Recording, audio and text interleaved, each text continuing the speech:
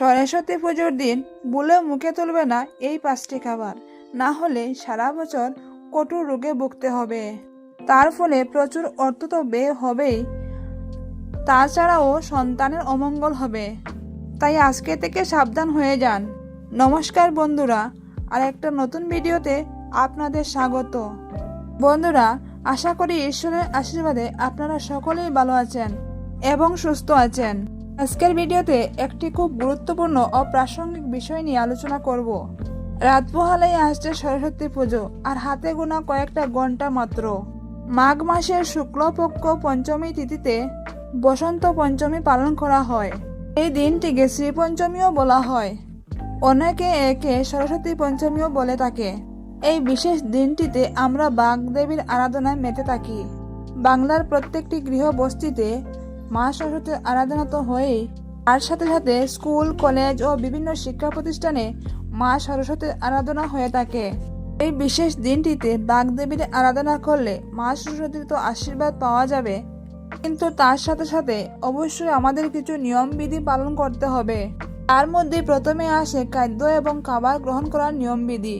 হিন্দু ধর্মের শাস্ত্র অনুসারে বিভিন্ন তিথিতে কিছু কিছু খাদ্য ও খাবার গ্রহণ করার ক্ষেত্রে বিভিন্ন বিধি নিয়ম আছে।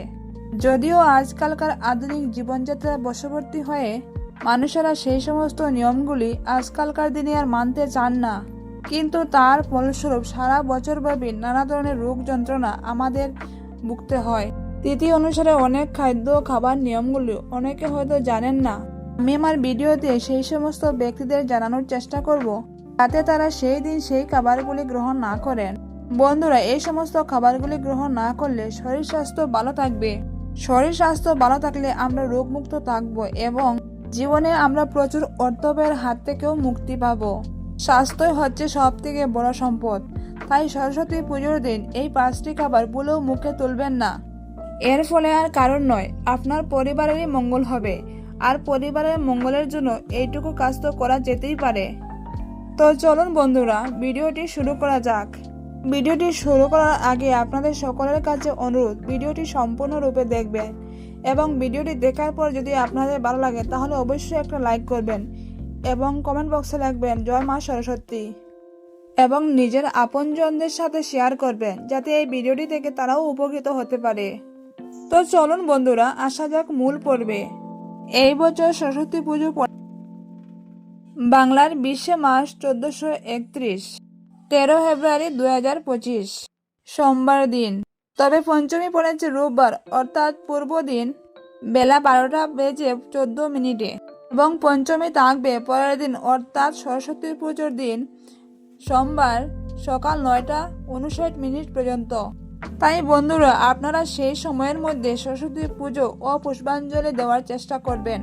এবার আমি আপনাদের বলে দেব এই পঞ্চমীর দিনে আপনারা ভুলেও কোন কোন জিনিস মুখে তুলবেন না। প্রথম খাবারটি হলো মূলো। মাঘ মাসে মূলো খেলে সুখ শান্তি নষ্ট হয়। বাংলার প্রবাদেও রয়েছে মাঘ মাসে মূলো খেলে বংশ নষ্ট হয়। মন সংস্কারের পিছনে অবশ্যই কিছু ব্যাখ্যাও রয়েছে। আসলে মাঘ মাসে মূলোতে এক বিশেষ ধরনের সূক্ষ্ম জীবাণু দেখা যায়, যা মানুষের সুস্থ ও স্বাভাবিক সন্তান উৎপাদনে বাধা সৃষ্টি করে। অর্থাৎ এই সময় মূলো খেলে সন্তানের ক্ষতি হওয়ার একটা আশঙ্কা দেখা দেয়। তাই ভবিষ্যতে সুস্থ সবল বাচ্চার কল্যাণের কথা ভেবে মূলা খাবেন না এবং উপযুক্ত বংশবৃদ্ধির কথা মাথায় রেখে মাঘ মাসে মূলো খাওয়া নিষিদ্ধ রয়েছে শাস্ত্রমতে। তাছাড়া এই সময় মূলো খেলে সেটি সহজভাবে হজম হয় না, ফলে পেটে নানা প্রকার রোগ দেখা দেয়। তাই মাঘ মাসে মূলো খাওয়া নিষিদ্ধ। তাই সরস্বতী পুজোর দিন ভুল করেও মুখে তুলবেন না মূলো, কারণ এর ফলে আপনার জীবনে নানা প্রকার দোষ লাগতে পারে, যেমন গ্রহ দোষ, বাস্তু দোষ, নবগ্রহ দোষ ইত্যাদি। তার সাথে সাথে আপনাদের শরীর স্বাস্থ্যেরও অবনতি হতে পারে। তাই এই সবজিটি এড়িয়ে চলুন সরস্বতী পুজোর দিন।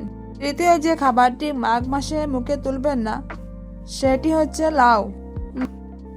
বর্ষবর্তী পঞ্জিকায় যে কয়টি মাস আছে তার মধ্যে কিছু কিছু মাস আছে যে মাসগুলোতে লাউ খাওয়া চলে না। মাঘ মাসও তার মধ্যে একটি। সময় লাউ খেলে সেটি সহজে হজম হয় না, সেটি আমাদের শরীরে কফ তৈরি করে। এবং বন্ধুরা, এই সময় লাউ খেলে শরীরের ক্ষতির সাথে সাথে নানা ধরনের দোষ লাগতে পারে, যেমন প্রীতি দোষ, গ্রহ দোষ, বাস্তু দোষ। তাই মাঘ মাসের শুক্লা পঞ্চমী তিথিতে আপনারা বলেও লাউ দেওয়া কোনো খাবার খাবেন না বা লাউয়ের কোনো সবজি বানিয়ে খাবেন না।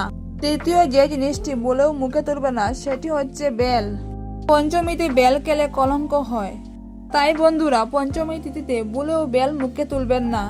চতুর্থ যে জিনিসটি আপনারা শ্রী পঞ্চমী তিথিতে বলেও মুখে তুলবেন না সেটি হলো যে কোনো তেতো জাতীয় পদার্থ। বন্ধুরা এই বিশেষ তিথিতে যে কোনো প্রকারে আপনার মুখ বা জিভ কোনো মতেই তেতো করবেন না। বলা হয় যে মানুষের জিভে সরস্বতীর বাস, তাই এই শুভ তিথিতে মুখে কোনো তেতো জাতীয় জিনিস তুলবেন না। আর শাস্ত্র মতো বিধান আছে যে মাঘ মাসে করলাতে নানা প্রকার পোকামাকড়ের বাস হয়, তাই এটি স্বাস্থ্যের পক্ষেও হানিকারক।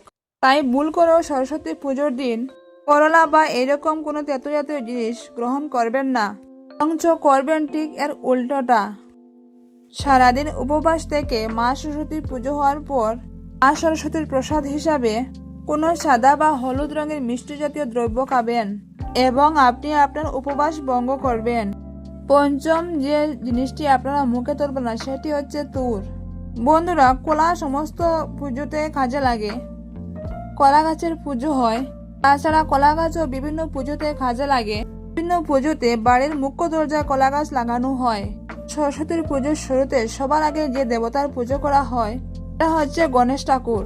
আর আপনারা প্রত্যেকে দেখেছেন যে গণেশ ঠাকুরের পাশে কলা বউ থাকে, যদিও সেটি নবপত্রিকা, কিন্তু নবপত্রিকার মধ্যে একটি অন্যতম হচ্ছে কলা গাছ।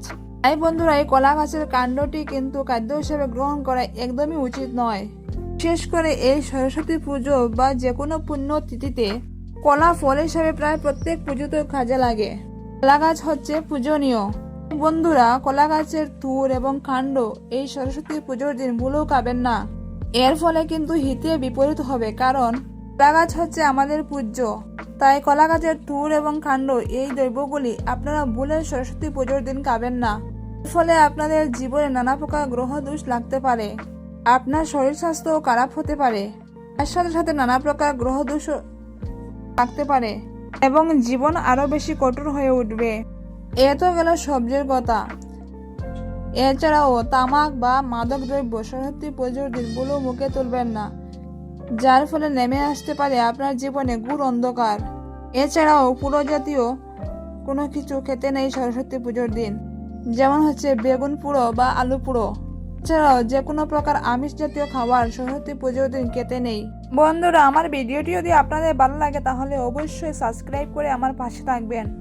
এর মতো ভিডিওটি এখানেই শেষ করছি। আশা করছি সবাই সরস্বতী পুজো খুবই ভালো কাটবে। মা সরস্বতীর আশীর্বাদ সবার মাথার উপর থাকবে। ধন্যবাদ।